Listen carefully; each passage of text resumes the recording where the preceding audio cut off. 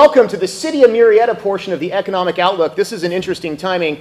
Every year we hold this event at the same time that Patrick is transitioning from depression and into acceptance of the Dodgers' most recent humiliating playoff defeat. So, Patrick, it's good to have you back with us. Things are going to be okay. 2020 will be better. But I'm in economic development, so I'm overly optimistic about everything.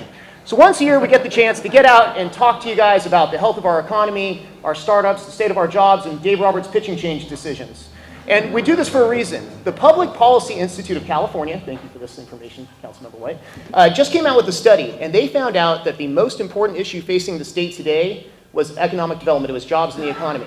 Statewide, it was a tie with homelessness. And in this region, Riverside, San Bernardino County area, it was the #1 issue facing the state. So jobs in the economy are important, and so presumably is the proper usage of Clayton Kershaw. That's enough on the Dodgers for now. So I would like to marvel at 5 possible futures for the city of Murrieta. I should just hold the mic. I hate mics.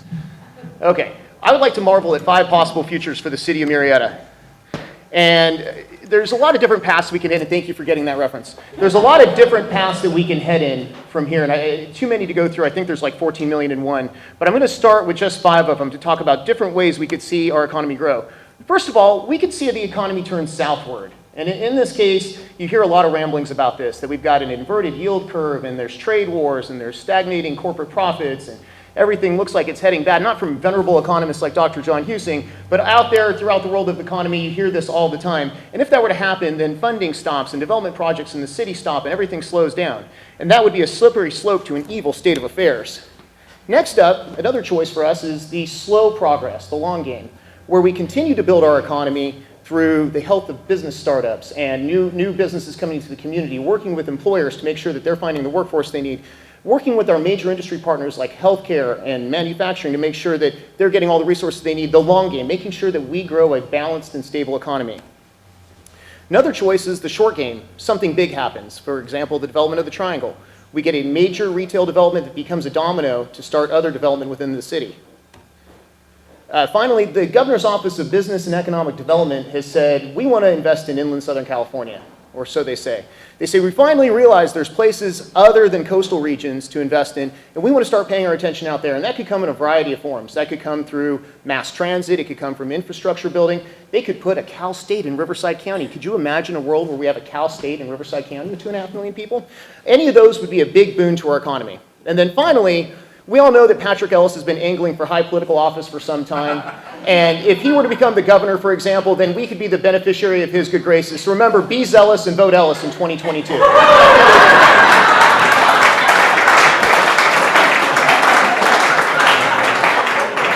So, on to demographics. We've got great numbers, the best numbers. Nobody has numbers like us. Our average household income is over $100,000. That's the average or the mean household income. Our education rates, we have about 28% have a bachelor degree rate, much higher than the county averages. Really important, this is going to be important later on, our labor force is at 52,000. So we have, of our 115,000 residents, 52,000 are in the workforce. And our mean age is 34 to 37, median and average. Most importantly on here to me is our daytime population. We cannot be called a bedroom community anymore when there's over 100,000 residents in Murrieta every single day. It's just not true. We have 100,000 people here every single day. We are not a bedroom community. We are turning into a job hub. And speaking of job hubs, I'd like to point out our job growth. So in the last 5 years, we've increased our jobs by 14.6%. So during a boom economy, when the national rate grew by 6.9, we've more than doubled that. This is imperative to the growth of the city, that we continue to grow jobs faster than we grow people. So, when we don't really grow people, let's say population. So, last year when I came and reported to you, we were around 41,200 workers in the city. This year, or I'm sorry, 41,200 jobs in the city. This year, we're at 42,200. We've grown by nearly 1,000 jobs in just the last year. So at that rate, we're going to make up the delta here very quickly. Thank you, Ivan, for that great word. We're going to make up that delta very quickly. Remembering the last slide, we had 52,000 people in our workforce. Right? Or we have 52,000 workers here in the city of Murrieta. We have 42,000 jobs now. We're only 10,000 short. And I shouldn't be excited about being 10,000 jobs short, but I'm amazingly excited about being 10,000 jobs short. We have never been this close. This gap is closing rapidly. We are turning into a place where people can live and work at home and at least have the option to live and work at home. Piece I want to point out to you about this, it is really important that you grow quality jobs. And in the city of Murrieta, we have quality jobs. Healthcare is one of our major industry providers. They are expected to grow by 13% in the next 5 years, and that bodes really well for us and the focus that we have. And now moving into population. In the last 5 years, our population has grown by 8.1%. In the last 10 years, it's grown by 11.2%. So in the same time period that we grew by 14.6% in jobs, we grew by 8.1% in population. So we're very, very close there, right? So almost doubling the number of jobs that we are growing by population. So that statistic also bodes very well for us. As long as we continue down this path, and it's imperative that we do this, we're going to catch that number and be a place where you can live and work at home.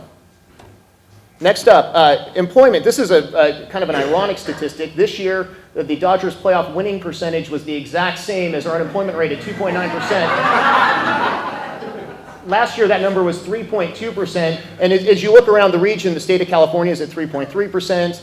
Riverside, San Bernardino County is at 3.7%. And what does this mean? We win. So not exactly like the Dodgers. Oh, stop. It's just the Dodgers. So I know it's contradictory. I just got done telling you we're 10,000 jobs short, we're 10,000 jobs short. And one of the challenges that we're going to have with this is that when you have a really low unemployment rate of 2.9%, companies can't expand. They can't find workers. There's no way that a company can expand when everybody already has a job. And so one of the things we try to do to combat that is we host an annual job fair. We have one coming up February 11th. If you own a business, please come out to it. If you don't have a job here, please come get one. We sit in a position of needing workers for expanding businesses. There are companies here right now who can't expand simply because they cannot find somebody to come in and fill those jobs. And yet, we're 10,000 jobs short. The difference is that there's this strong gravity that comes from the coastal communities where they're pulling jobs away from us. And I think people think that you can't find a good job here at home and you can't find high pay here at home, and that's just not true. The incomes are going up here, as Dr. Kusing alluded to. So speaking of incomes, state of California is 75,000 median family income. The country is about 65,000. The Inland Empire is about 65,000. Ooh, I said Inland Empire. By the way, I like Inland Region or Inland Southern California. We're not an empire. We're not empirical. We don't go and conquer our neighbors. We're not imperialists. So let's say Inland Southern California.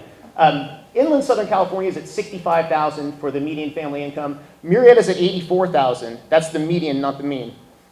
If we were on this graph, we would be sitting right next to Seattle in terms of median family income. We'd be in the top 4 in the country if we were a major metropolitan area. So our incomes here are extraordinarily strong. And where do we make this money? Well, our top occupations are in office and professional, legal, healthcare, personal professional services, education, government. And our workforce, which is a little bit different, that's what people working, not everybody here works in the city of Murrieta. So our workforce's top paying jobs are in management, healthcare, legal, and architectural, and life sciences. And what I find interesting about that is there's a lot of overlap between the two, and that's why I think our job fair can be so successful. There's a lot of overlap between the jobs that our top employed workers make and the jobs that are available here. Next up, I'd like to talk about business growth. So when I first started here in 2017 and did my first presentation to you, we had 1,250 less businesses than we do today.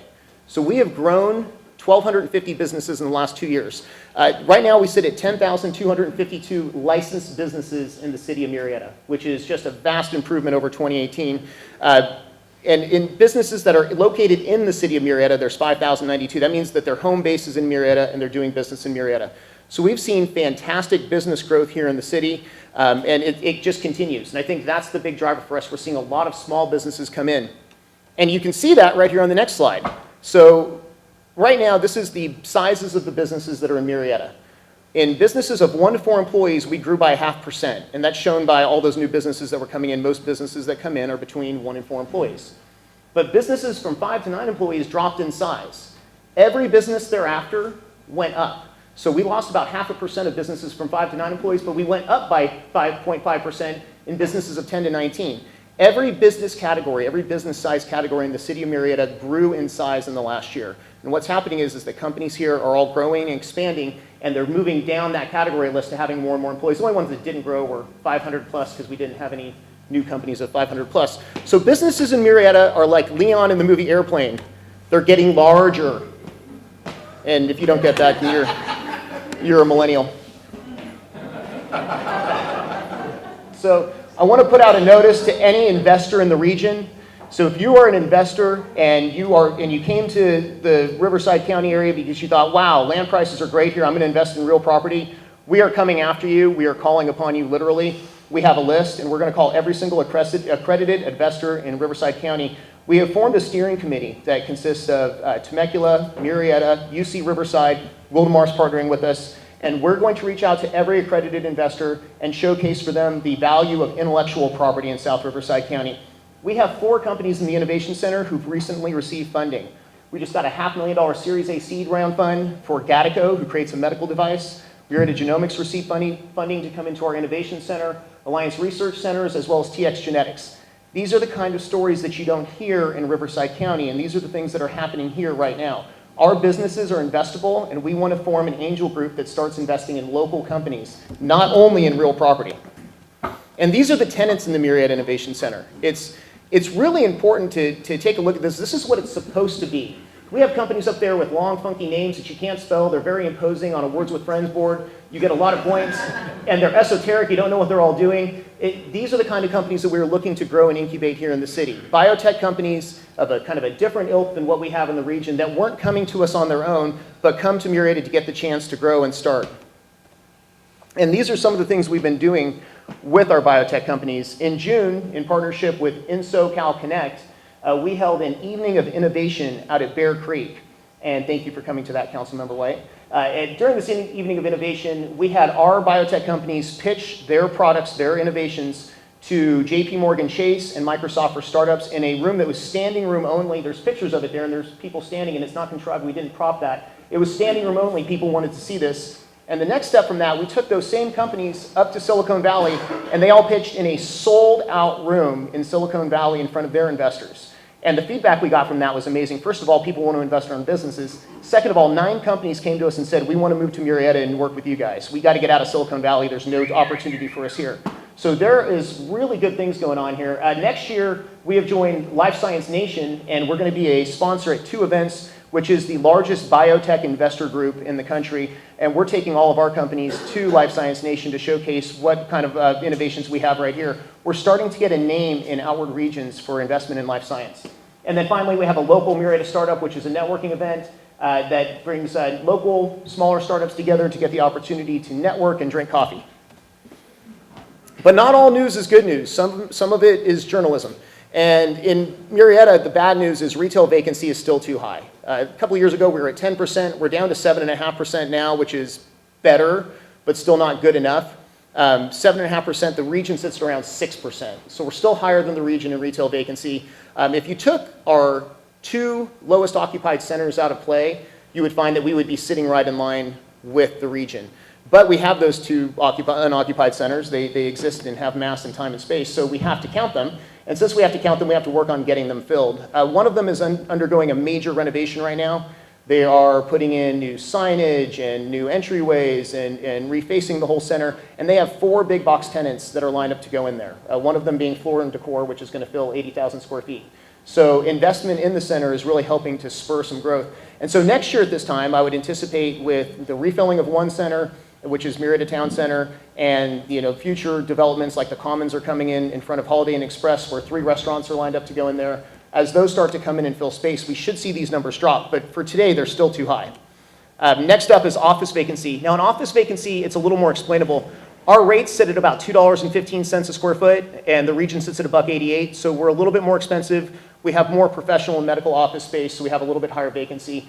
Once again, we sit around 7.5%, and the region sits around 6.1%. So we're very, very close, but we're still a little bit higher. Industrial vacancy, a couple of things. First of all, there's an aberration in the numbers. We usually sit in the 2% range. We're still there. We just have one large piece that shouldn't be counted in this, that's counted in this, that's going to be filled up right now. So that number should be lower, but the region sits at 5.5%, and we sit at 3.7%. So we actually have lower industrial vacancy than the region, and we have a little bit higher rates. Our rates sit at about $1.07, whereas the region's at about 88 cents. So we have higher rates, and we have lower vacancy, and that's because we have a supply problem. We need more industrial buildings here, and we're aware that we need more industrial buildings here. The first step of that is fixing some infrastructure issues, which we're actively working on right now. I always hesitate to put up year in review stuff because you can't get everybody. I'll show you a slide with everybody just to make up for it, but lots of new stuff is coming into the city. Encompass Health is going to be opening within a month. That's 250 new high-paying jobs in the region, right below Loma Linda University Medical Center, who, by the way, is doing an expansion and adding 50% to their emergency department, so that was desperately needed in the region. Other expansions include Innovative Engineering Solutions and Nitobo. So there's other companies that are expanding here in the city, but we've got in Encompass Health Springs, just got their federal and state licensing completed. There's another couple hundred high-paying jobs in the community. Bob's came in and filled the Babies R Us space, Black Bear Diner, Auto Gallery, Holiday Inn Express. All of those are coming in right now. And then we've got new stuff coming in. In the next year or so, we're looking at Floor & Decor coming in and filling a space. Fresenius Medical Care is building very, very quickly across the street from City Hall. That's a kidney dialysis medical office building. We have a 3-story mixed-use building coming into our downtown. Obviously, the Vineyard's going to come in with Costco. We have McKenna Medical Centers, which are building 125,000 square feet of medical office space just below Loma Linda. And then we've got 2 large hotel projects. Each one of them has major conference space in it. One of them has a wedding and event center. One of them has a large conference area, which is another thing that we just don't have in the region that we desperately need. And of course, Prestige Golf Course Cars is about to open down Jefferson. This is the full development pipeline. There are people who want to come to the city and bring new businesses and jobs. We are always full, and this is always available on our website. You can go on and see what developments we have going on. Housing, thank you very much, Councilmember Wunderlich, for the numbers. We're up 2% from last year, $445,000. I know I got them right because I got them from council. And why do people want to move to the city of Murrieta? I can't be wrong. So why do people want to move to the city of Murrieta? Because we have a safe foundation. Because we have the best fire department around. Chief Lancer is here with us today. They battled the Tanaha fires without one structure lost. We are the 3rd safest city in the country this year in terms of lowest violent crime. So this year we came in 3rd. We're always in the top 3. People want to live here because it's safe. And I hit something and make it go away. Okay, and we have solid health care. It's healthy. We have great major partners here with Rancho Springs Medical Center, Loma Linda, Kaiser, Rades, all doing fantastic work, and then the new openings like Encompass Health in the Springs. Our downtown is getting a major boost with a new project. We just had a groundbreaking for the new town center park, which is going to have amphitheater seating, and it's going to have Wi-Fi and bathrooms. It's going to be a beautiful project right in the middle of our downtown. That, coupled with the existing strong businesses we have there and the new mixed-use project, make downtown very intriguing. It's a beautiful place to live. Visit Santa Rosa Plateau sometime. This is why we live here. And we have a lot of partners, and I really would like to focus on one today, which is the Murrieta-Wildomar Chamber of Commerce. We do a lot of work with them, and Rhonda, Heather, Kim, Mike with a Y for some reason, and that other guy, we work with them because they get stuff done. They execute. Every time we go together with them on an event, they get the word out and they make sure it has a strong turnout. Just evidence today. People showed up to listen to me say anything, which is absurd. So that just shows the strength of the Chamber of Commerce. And I will say this to my gallant bosses here. True genius comes from simplifying the complex. And that is the job of our executive team every single day. They take esoteric thoughts and concepts and codes and make them very, very easy and palatable for people to digest. That is what they do. We have a strong city council headed by our mayor, Mr. Kelly Ciarto. They have made economic development a priority in the city of Murrieta. It is a key focus for the city, and I'm grateful for that because we work in economic development. And this is the we of economic development. Mr. James Wirtz is in here today, Carly Terrell, and myself. And we're available anytime, day or night, every day of the week. We have sources because who knows why. And finally, let me just say, there's a lot of ways to get a hold of this, but I'd like to close in just letting you know that whatever path we follow in the city of Murrieta, it's going to be a successful one. We have really great talent here. We have fantastic prospects here. We have really, really, really solid foundation. We are not avoiders of our destiny. We are not dodgers of our destiny. We are truly nationals. We are truly nationals growing. Let me get it out. I can't finalize. We're truly nationals growing with our country and our economy. Thank you.